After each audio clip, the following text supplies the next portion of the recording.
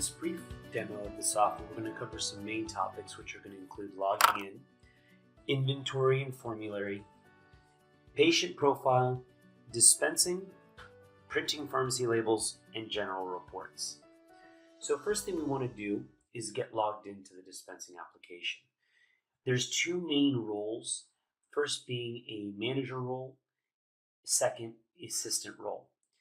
When logging in, a manager role does not need to indicate the site ID, which would be the first field listed here. An assistant would. So if I'm an assistant, I want to type in my site ID, of course, username, and then password. We'll have this reCAPTCHA, I'm not a robot confirmation, just making sure you're not a bot. We check that box, and then it may ask us to identify, match the image that they're indicating. So if I'm looking for select all squares with vehicle, I'll check those boxes, verify that, and then I'm confirmed as not a robot, and I'm able to log in. Once I'm logged in, it takes me to my home screen, just a general screen of just the overall activity of your site. We want to, when we log in, we can see we have several tabs laid out on our left side. It's our main menu that just kind of categorizes everything. So we have our home tab, dispensing, orders or dispenses in our terminology that you've done, patients, inventory, supplies, maybe reordering items that you need, pharmacy labels and so forth, analytics, reporting, and depending again on your level of access, you may have an admin tab where you can go and control providers, providers, users, and so forth. So let's first discuss inventory. So taking the mouse, I'm going to click on my inventory tab and go straight to my medications. Typically that's the type of items a site is going to be dispensing. So when I go to my medications tab, I can see all the medications I currently have in inventory.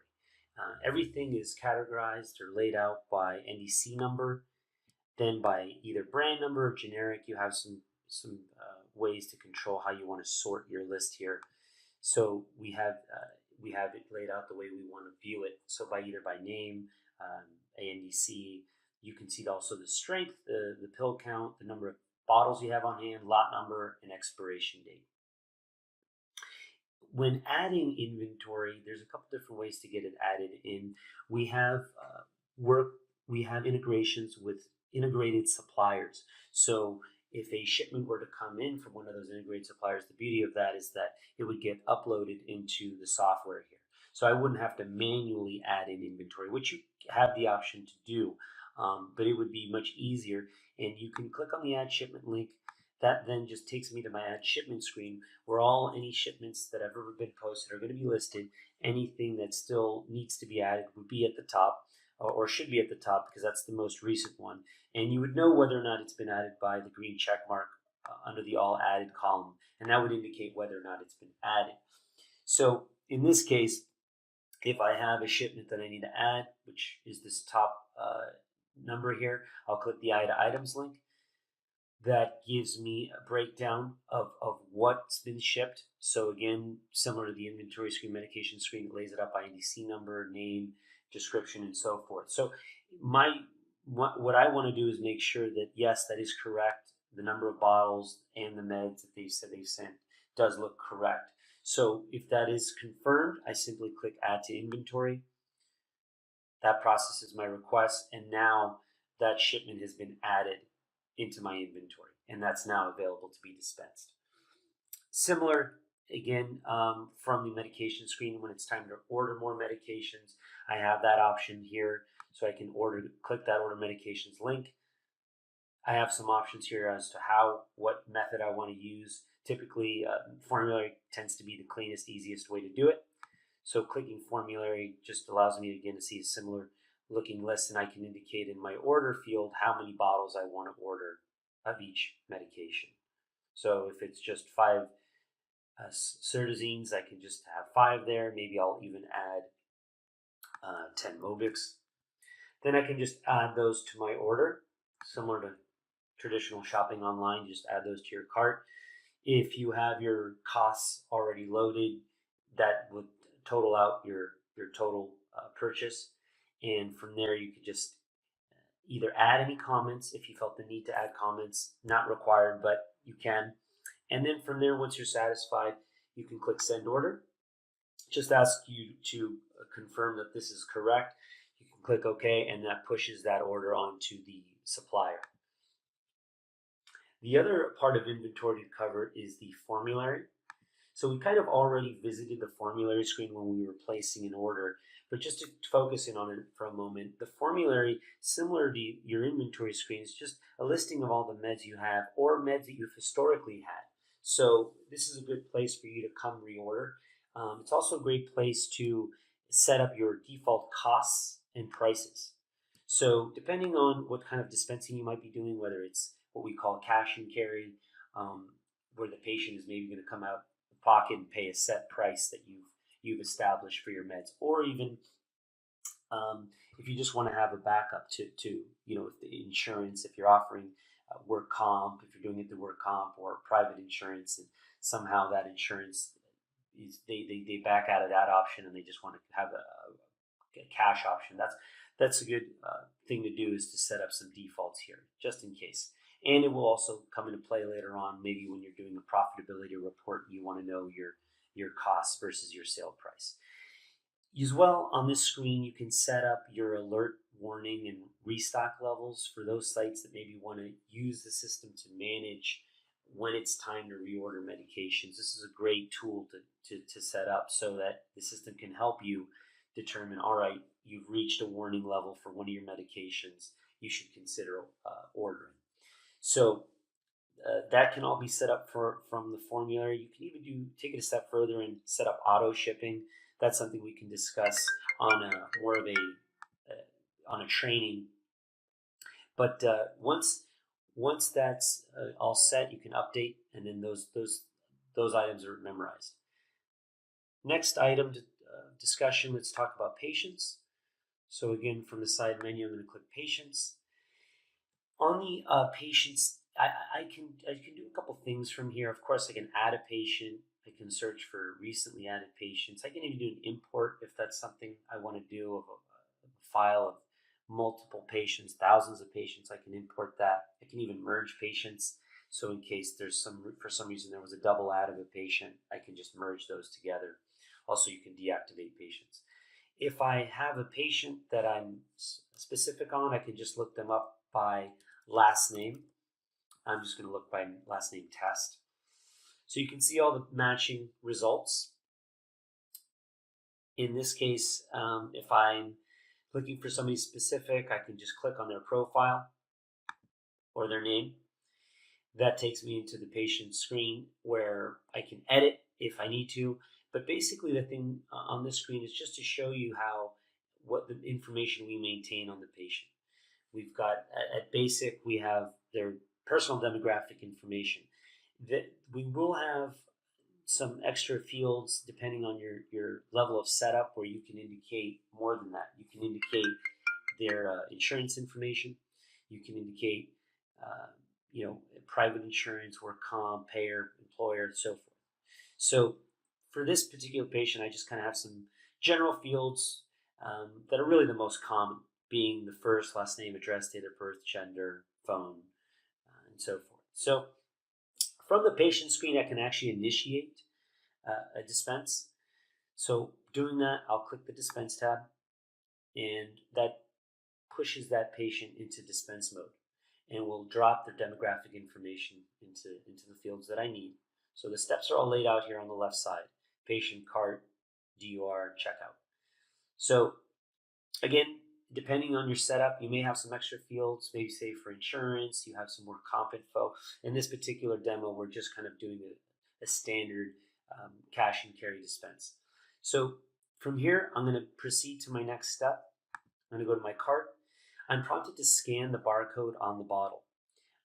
Oftentimes, we have sites that are using an integrated supplier, which is also nice because the barcodes that are on the meds will be able to be scanned, and that will map it to the medication you have in inventory. So it will pull it, drop it into your dispense cart, much like at a grocery store where an item is scanned and it's pulled from inventory.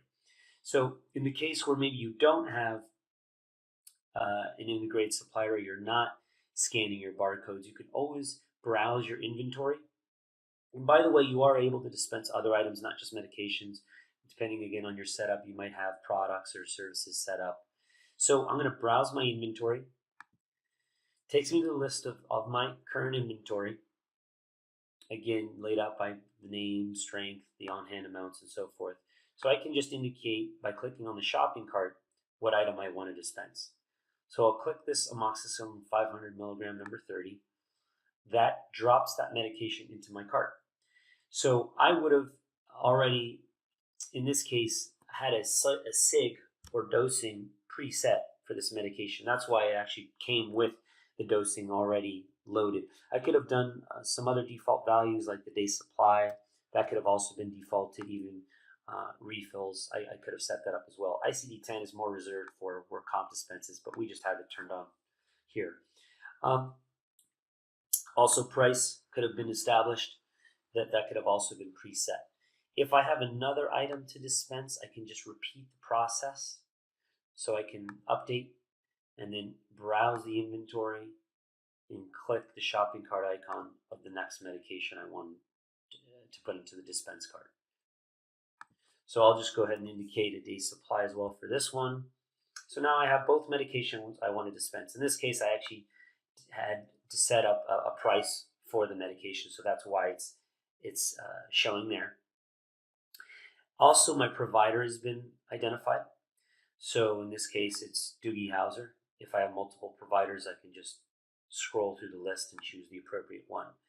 If this was an e-prescription, which we do have the option of integrating with an EMR, these items would have come directly from the e-prescription. So there would be no need to indicate it manually.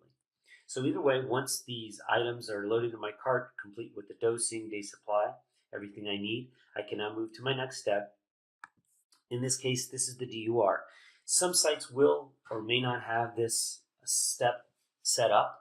The drug utilization review is typically an optional step, and it's meant to check for contraindications, contraallergic reactions that the patient might have. And since most dispensing sites or clinics are using an EHR, this may be a redundant step. So you may want to use it if you like. If you want, you can then indicate any medications that they're on, or if you want to indicate allergies they have, you can then just check the DUR and just make sure that there's no issues there. If you're satisfied with that, you can then move to the last step, which is to the checkout. Here, the dispense is completed. The inventory items have actually been deducted from inventory. So in this case, the amoxicillin and Cipro have been removed from inventory. So I'm, one bottle less of each. Here, really all I have left to do on this particular screen is to print the pharmacy label. So when I click print pharmacy label, it brings up my print window, and I'm just getting a preview of what's being printed. Depending on your browser, it'll maybe look a little bit different. This happens to be Google Chrome, so I can I can then just print my label, and it's going to print out, depending on the label you have on a sheet, full-size sheet of paper, maybe a Dymo printer, which is just a smaller label. So depending on what printer and label you have, it may look differently. But ultimately, what we want to do is make sure we're putting the bottle, we're labeling the bottle. So there's always going to be a label that goes onto the bottle, and that label is going to be compliant with that specific state's pharmacy labeling requirements. In this case, I have a label where the top right section is the one that is actually going onto the bottle. That'll have the name of the med, the patient practices information as well, dosing instruction, discard date. It also has the warnings specific to the med. This label also will provide a receipt. You have the signature label. And then, of course, we always have a monograph on the majority of these labels, which is going to provide the side effects, notes, interactions, and so forth. From this checkout screen, if you needed, you could have also voided the dispense. So if for some reason the patient says they can't get it, what have you, you can always void the dispense by clicking void order.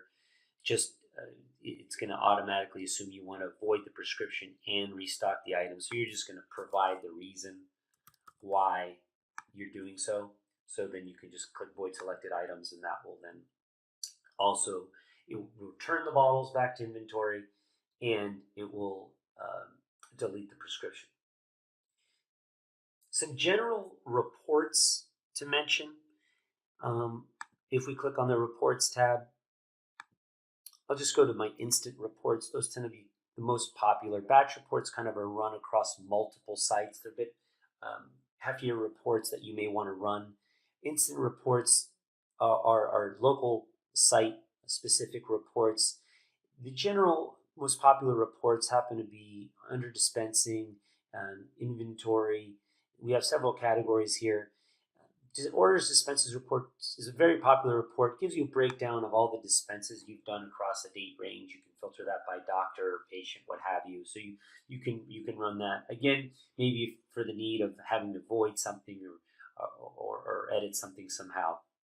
Another maybe popular report may be a profitability report. So under our financial reports section, you can run a profitability report, and you can see, okay, based on this date range, I want to know how profitable I was.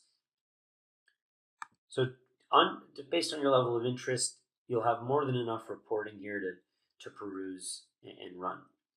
We also have, lastly, we have a help window here. We have a tab for you to click on if you do need immediate help. It will automatically send a prompt to us to begin an online chat if you do need any help. We still have a chat or help desk found at the very top here. There's a question mark where you can go to our help desk and you can submit a ticket. You can describe your situation, and that'll send a ticket over. So both are options for you to get immediate